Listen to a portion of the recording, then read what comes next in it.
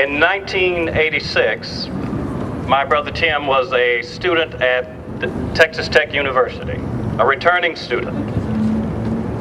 He had joined his sister who was in law school at that school and one other brother who was in college at that time. He was tapped and labeled as the tech rapist.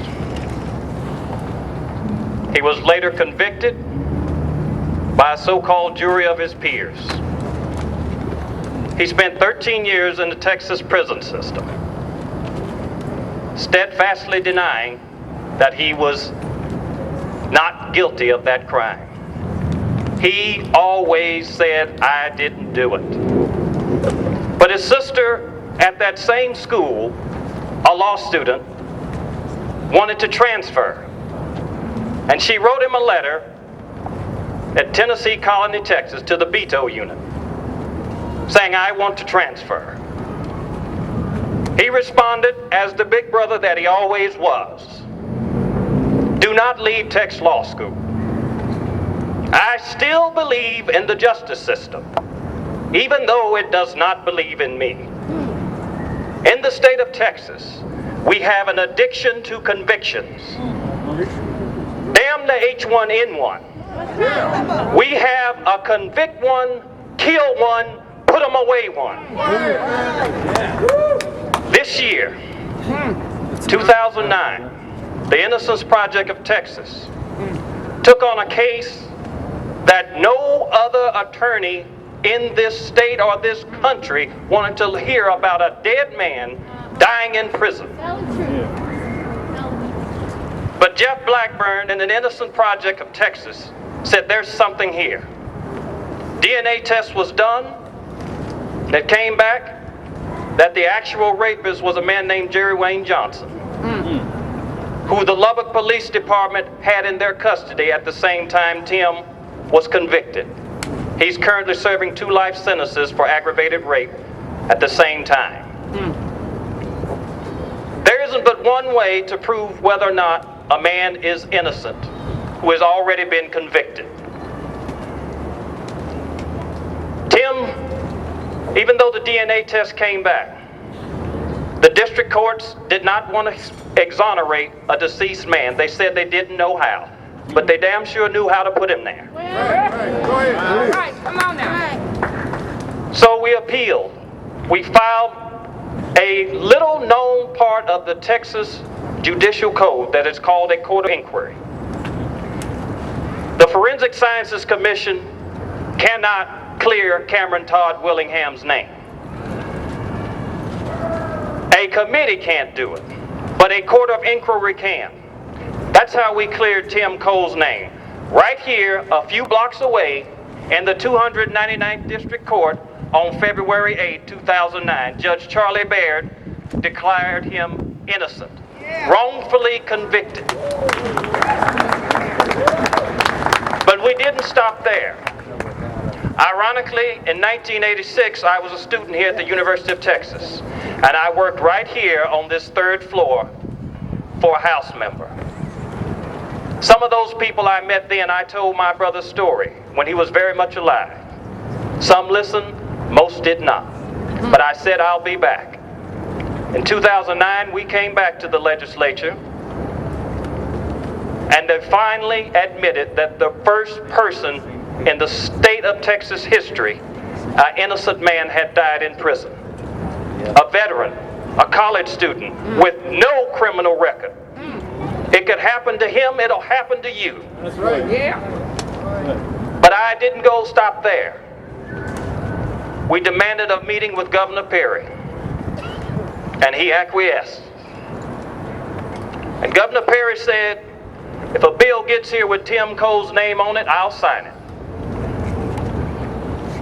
Texas does have the most generous compensation for the wrongly convicted now. $80,000 a year for each year you spend in prison, with a lump sum payment up front, and $80,000 to the day you die. But that's not going to do one bit of good to Tim Cole or Cameron Todd Willingham.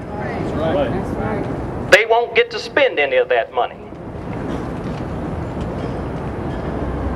What you have to do is Because Texas has a conviction, a drug problem, addiction to conviction, we have got to get a vaccination. We've got to inoculate the police departments, the prosecutors, the legislators. You have got to get them to see it from your way. Yes. YTM captured their imagination. But on December 2nd, 1999, at 4:15 p.m., still crying out for justice and declaring his innocence, he suffered a massive heart attack. Never to see the light of day again. But on that day, my mother did not cry. She said he died a rapist. But one day the world over will know his name, that he was truly an innocent man. The oldest of 7. He was a good shepherd, leading his younger brothers as his flock. In the good book, St. Timothy, there's a part of it that says, I fought the fight, I finished the race, but above all, I kept the faith. The only way you're going to get through is to keep the faith. As my mother said, sometimes you have to have a sacrificial lamb. Mr. Willingham is the sacrificial lamb to open the eyes. So don't cry because Tim Cole is gone or Cameron Todd Willingham is gone. Say thank you. Thank you, Tim Cole. Thank you, Mr. Willingham, for opening the eyes on Texas. The eyes of Texas are backfiring. You're in the mirror. You're looking upon yourself. And as Michael Jackson said, start with the man in the mirror. You've got to start with the man in the Capitol Dome. That's where you'll start making your changes.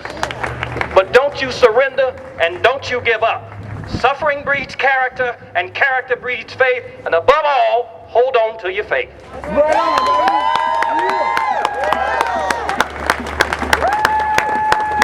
Thank you very much. We definitely want to remember Tim Cole. All right, well, real briefly, I want to point out that behind us, maybe move it a little bit closer. Since September 1st, we've been asking people around Texas and around the state, even around the country, the world, to sign on to a petition to Rick Perry. And we are going to turn this petition today or maybe Monday if they won't let us do it today. Petition, you can still sign it. We'll turn in more of them if you go to www.CameronToddWillingham.com. There are more than 6,000 signatures that we have put onto this petition. If you get a chance later on, come up and read some of the comments. But it is a petition to Governor Rick Perry in the state of Texas to acknowledge that the fire in the Cameron Todd Willingham case was not arson, therefore no crime was committed, and on February 17, 2004, Texas executed an innocent man.